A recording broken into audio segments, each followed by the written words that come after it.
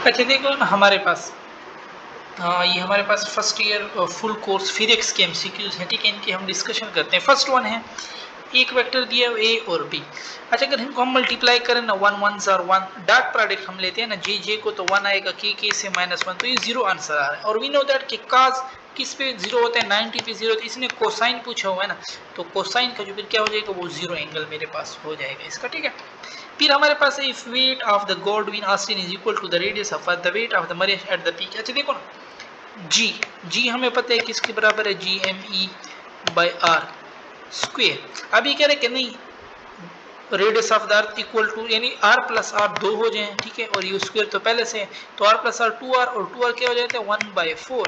तो ये हमारे पास क्या हो जाएगा, वेट अगर मैं पुट करूँ ना, वेट हो जाएगा एम, और जी बाई 4 पुट करो तो एम जी तो वही वेट है, तो डब्ल्यू बाई 4 मेरे पास हो जाएगा। ये सी ऑप्शन मेरे पास इसमें करेक्ट हो जाएगा। फिर हमारे पास है, water flow from a pipe having diameter 8 4, the speed is 8 in 5, so the speed in 4 centimetre क्या होगा। सिंपल, वी नो दैट कि स्पीड जो it's inversely proportion to area. Area में डायमीटर पुट करो, डायमीटर का स्क्वायर, ठीक है। तो v1 ये हो जाएगा, ये d1 स्क्वायर हो जाएगा। मैंने क्या मालूम करना है, स्पीड v2 मालूम करना है, ठीक है। v2 उस तरफ चला जाएगा और d2 स्क्वायर इधर नीचे आ जाएगा, ये d1 उधर चला जाके मल्टीप्लाई हो जाएगा, ठीक है। मैंने v2 बस मालूम करना है, वैल्यू पुट करो। d1 मेरे पास क्या था 8, और वो क्या है 4, तो 8 स्क्वायर क्या होता है 64, और v1 तो मेरे पास 4 है, ठीक है। और फिर हमारे पास d2 क्या था 4, वो 16 हो जाता है, ठीक है। तो 16 कम 16, 16 4 64, और 4 4 हजार नहीं 16 ऑप्शन नहीं आएगा, 16 4 64, ये मेरे पास 5 मीटर है, ठीक है। तो v1 5 लिख लो, वो तो स्पीड है, वो स्पीड 5 है, तो 4 5 20 आंसर, ये बी वाला ऑप्शन हमारे पास करेक्ट हो जाएगा। फिर कहते हैं, at what place the bob of simple pendulum will be slowest. Time period जो है ना, directly proportion to length, inversely proportion to G. अब जी जितना कम होगा, टाइम पीरियड उतना ज्यादा होगा और स्लोवेस्ट होगा, ठीक है। तो वी नो दैट कि इक्वेटर पे हमारे पास क्या होता है, जी कम होता है, तो जी कम होगा, टाइम पीरियड ज्यादा होगा, और वो स्लोवेस्ट होगा, तो बी ऑप्शन हमारे पास करेक्ट है। If water of all the ocean is move to, अच्छा देखो ना, अब moment of inertia we know that वो मास पे डिपेंड करता है, मास की डिस्ट्रीब्यूशन पे। अगर आप वाटर को हम डिस्ट्रीब्यूट कर दे, तो मोमेंट ऑफ इनर्शिया मेरे पास क्या हो जाएगा, अर्थ का, तो इट विल इंक्रीज कर जाएगा ना मेरे पास, ठीक है, सी ऑप्शन, क्योंकि मास डिस्ट्रीब्यूशन ज्यादा हो गए। अच्छा, by increasing the angle between the vector, इसका रिजल्टेंट डिक्रीज होता है हमारे पास। The number of beats are 4, frequency क्या है 4 है ना, तो 1 बटा फ्रीक्वेंसी मेरे पास 4 है। और the interval between two maxima and minima, two maxima और मिनिमा में क्या टाइम पीरियड होता है, हाफ t/2, तो टी में 1/4 पुट करो, क्योंकि फ्रीक्वेंसी इसकी इनवर्स है, 1/8 हो जाएगा, सी ऑप्शन सिंपल।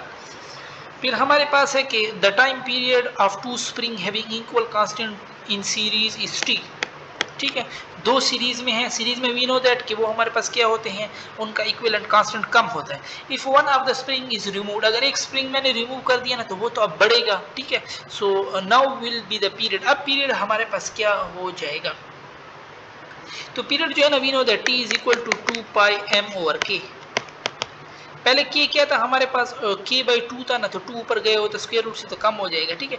तो अब हमारे पास अगर k को मैं कर दूं, कह रहा है कि k से 1 हटा दिया ना, तो मेरे पास यहाँ पे हाफ हो जाएगा फिर, ठीक है, क्योंकि मैंने k हटा दिया, ये मेरे पास हाफ हो जाएगा। पहले मेरे पास वो 2 थे, ठीक है, k/2 था, वो 2 थे और सेम थे, ठीक है। और अगर मैंने 1 हटा दिया तो ये k हो गया, तो k/2 और k में क्या रिलेशन है, तो k जो है वो 2 टाइम ऑफ k है ना हमारे पास, ये वाला k जो है ना, ये 2 टाइम ऑफ k है, तो इसमें मैं 2 टाइम ऑफ k पुट कर देता हूँ, ठीक है।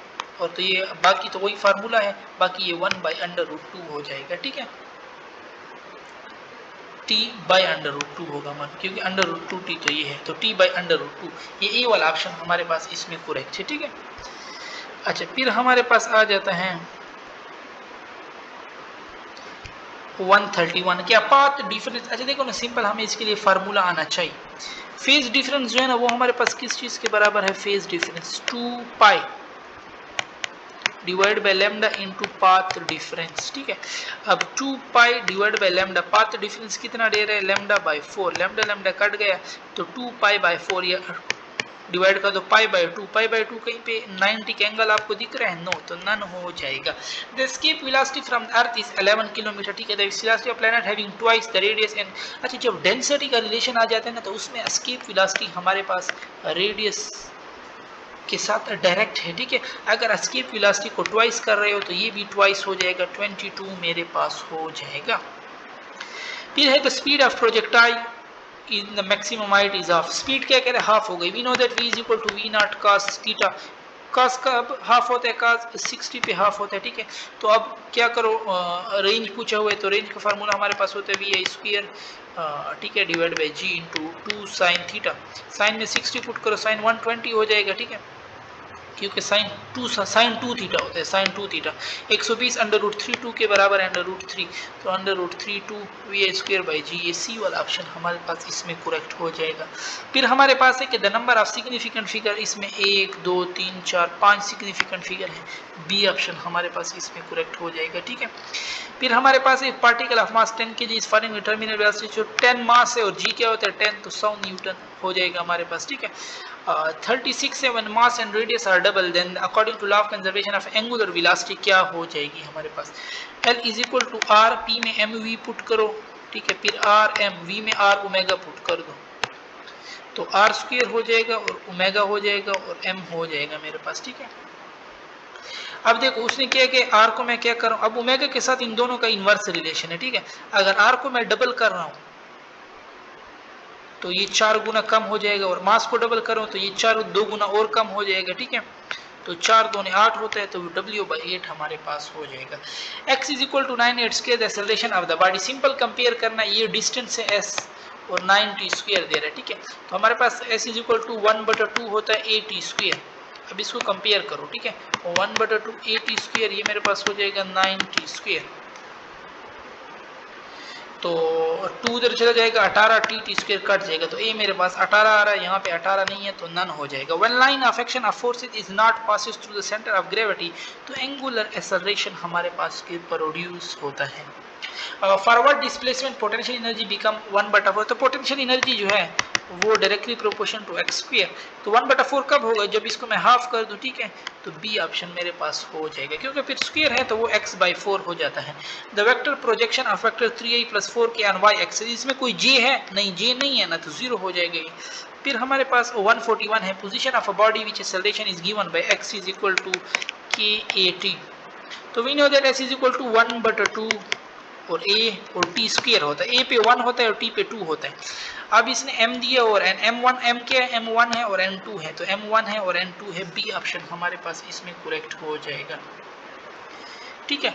और a particle experience a constant acceleration for 20 second after starting from it travel in distance 1s in first 10 second, तो अगर आप लोगों ने देखो ना, s क्या होता है, s is equal to 1/2, a क्या है 10, t क्या है 10 का स्क्वायर, 100 10,000 से 2 काटो तो 500 मीटर मेरे पास हो जाएगा, ठीक है।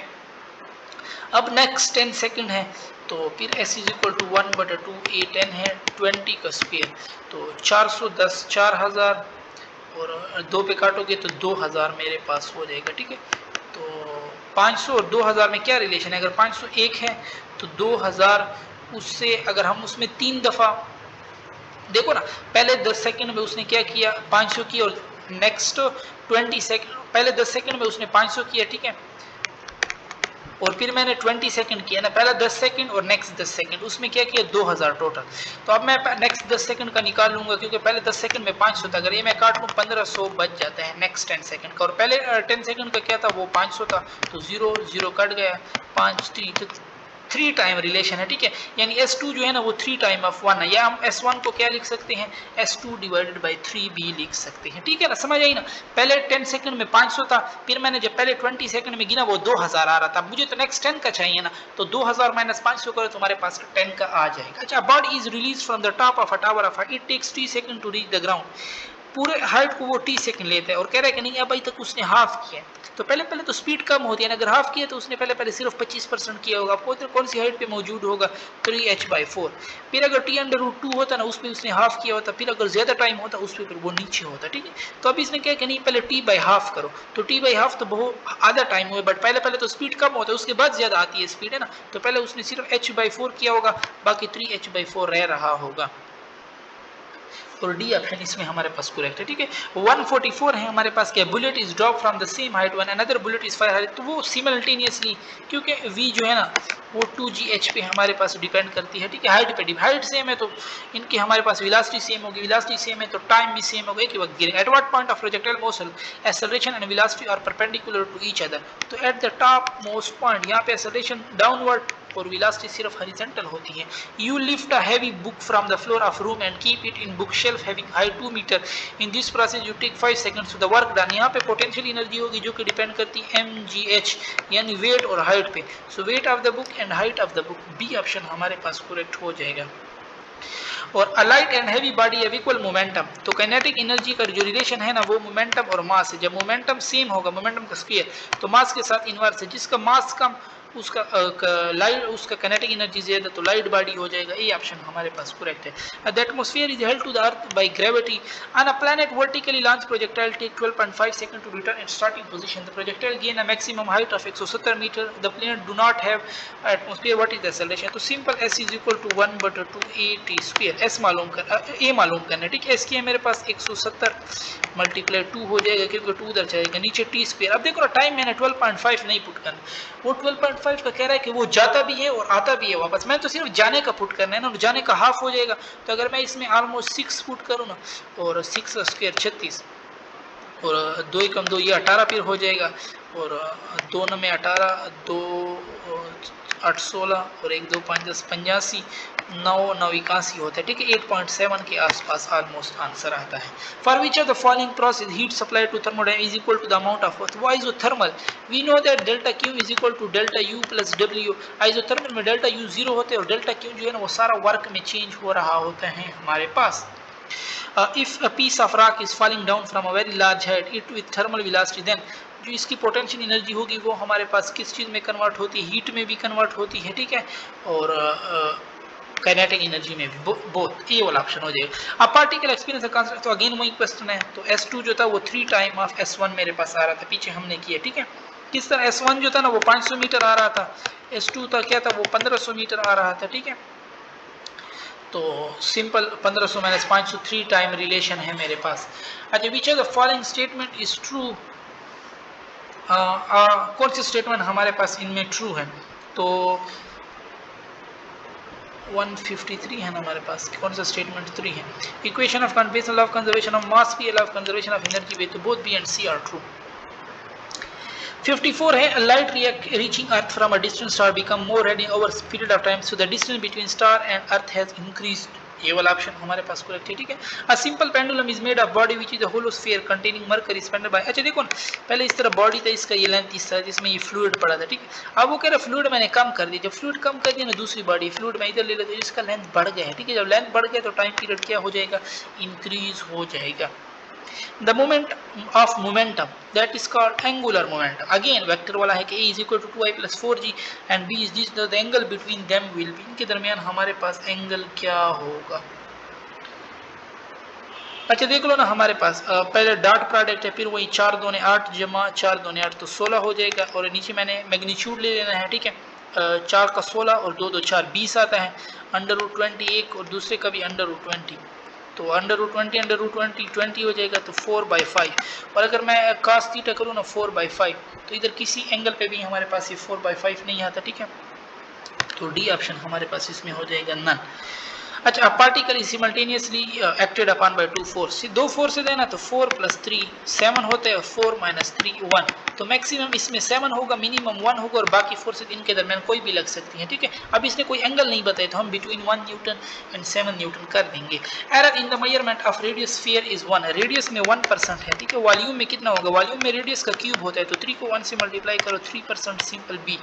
A force is applied on a square block of L, if percent error in the determination of L is 3%, L क्या है 3% है, ठीक है, और F जो है वो 5% है। एरर इन प्रेशर, प्रेशर क्या होता है, फोर्स में कितना है 5%, पर एरिया, एरिया में 2 L होते हैं, ठीक है, तो प्लस L का स्क्वायर होता है, और जो स्क्वायर होता है वो मल्टीप्लाई होता है, ठीक है। तो 3 है तो 2 × 3 कर लो 6, तो 5 × 6 11%, सी ऑप्शन। एडिशन में हम क्या करते हैं, लीस्ट डेसिमल प्लेसेस में सिग्निफिकेंट फिगर, जो इस देखो ना इसमें हमारे पास कंटेन कितने सिग्निफिकेंट फिगर हो गए इस आंसर में हमारे पास, तो इस आंसर में हमारे पास देखो ना, इसमें 3 है ना लीस्ट, तो ये ऑप्शन हमारे पास हो जाएगा।